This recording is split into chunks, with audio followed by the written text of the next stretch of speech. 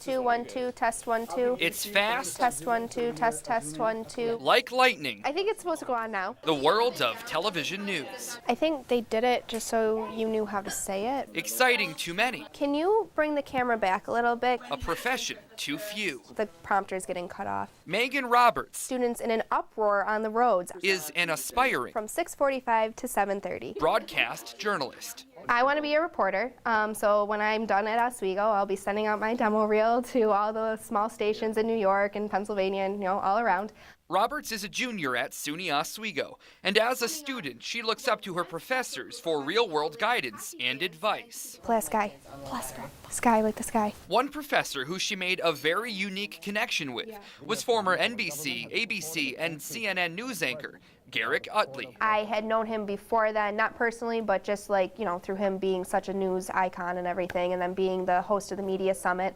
So when I saw that he was offering a class here, I was like, oh, I have to take it. Well, she currently anchors in her broadcasting class. And I'm Megan Roberts. Roberts has a much the loss of longtime veteran journalist and SUNY Oswego professor. Larger goal. My dream job, like I said, would be the host of Meet the Press. I've grown up watching that show, and I'm really into politics, so I would love to tackle that. The exact same job which Utley held for several years during a career which spanned across decades. South Vietnam is developing a measure of political stability. Ranging from reporting on site in the Vietnam War to covering the 9/11 terrorist attacks. So I talked to him a lot about that, about what steps I needed to be taking in order to hopefully someday get up to that level, what part of being on air I needed to work on. And we talked a lot about that, and his words were always very encouraging, and I think he left me with a very good guidelines to help me achieve my goals and get to where I want to be. The Democratic Convention poured into Miami Beach. For 2 years, Utley would typically teach through video conferences at SUNY Oswego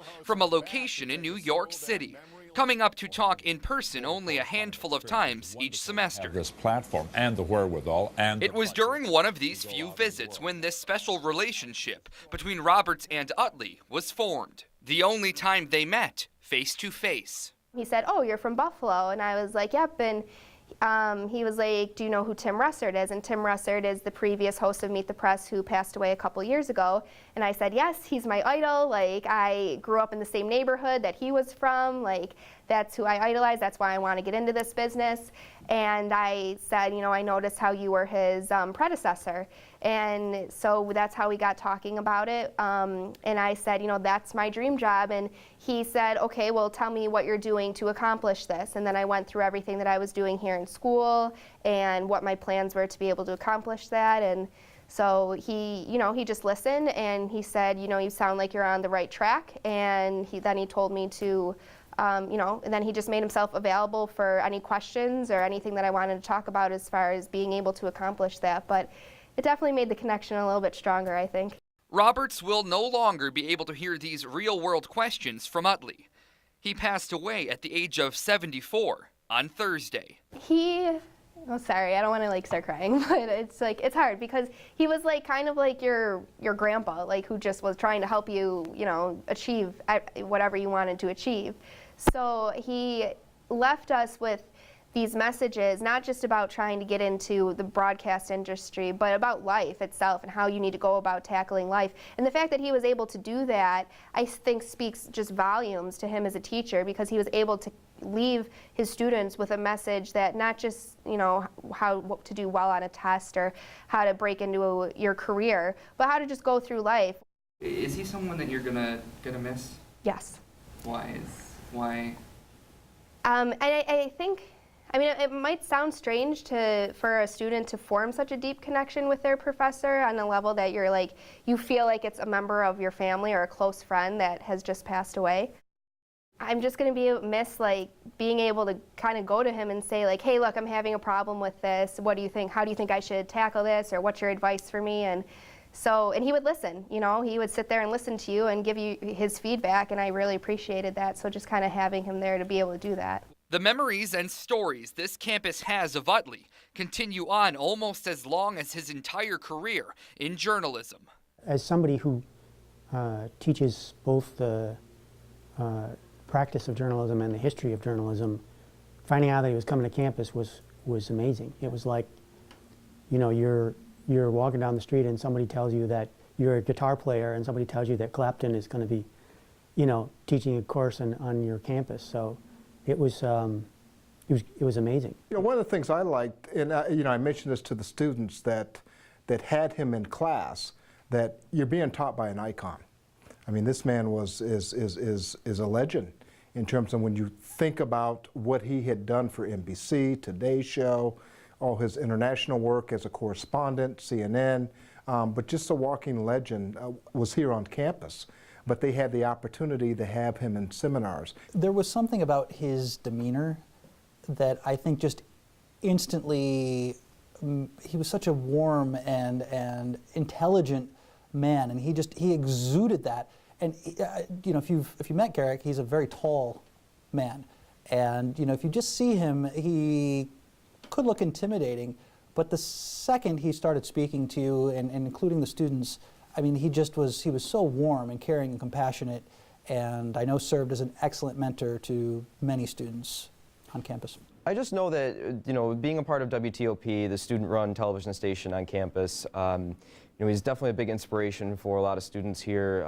I know definitely when he came here for the Media Summit, a lot of students were really into seeing his past works and any advice he could give to fellow students. It was definitely quite a treat for our campus to have him. He is 6'7". He is a very tall person. So when he first, I remember standing right next to the elevator when he walked off to like start class. We were standing outside the classroom and he walks off and I'm just like, holy cow, you're 6'7". Like, I wasn't intimidated, but it was just like, wow, like just a wow factor really. And then when you're sitting there listening to him, you're just in complete awe of what he's saying, and you're completely captivated from start to finish of the class because he has so much to say, and you know that he knows what he's talking about, and just, you know, that instant level of respect that I had for him and interest of what he had to tell me, and yeah, so.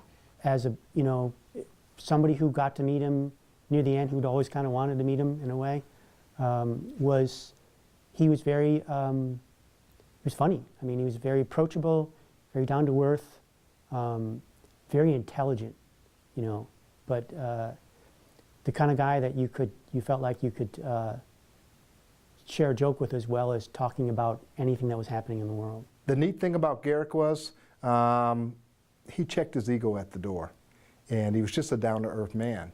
And when you look at his history, as far as the broadcast journalism was concerned, and but yet, you know, he didn't have this big ego about him. He loved students, he loved to work with the faculty here, and he just liked to give back, and I think that was just a great thing.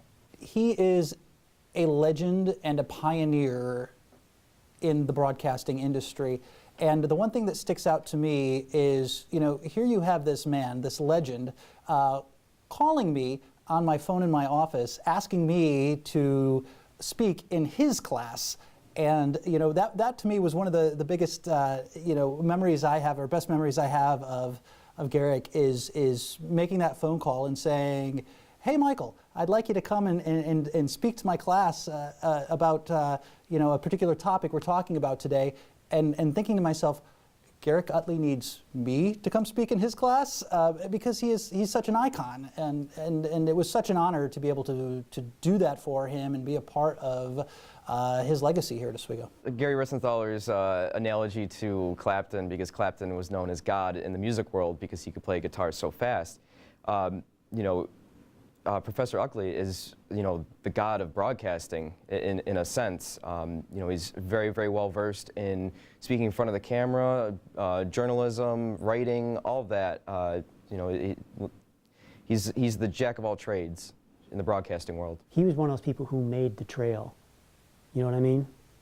You know, you're talking about broadcast news. He's one of those people who made the trail, and those people to me are just, like I say, they're like rock stars. One of the stories he told us was from when he was doing coverage in Vietnam, and he was in a battle scene, and there were bullets flying at him, and there was a lot of noise. He remembers just hearing a lot of noise around him, and they all ducked and covered.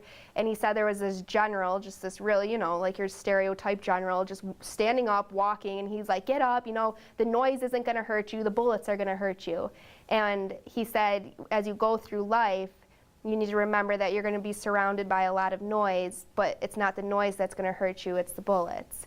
And I'm always going to remember that, no matter what. Like, that will be something I carry with me for the rest of my life. He was already working for SUNY at the Levin Institute, and again, this is an incredibly bright man.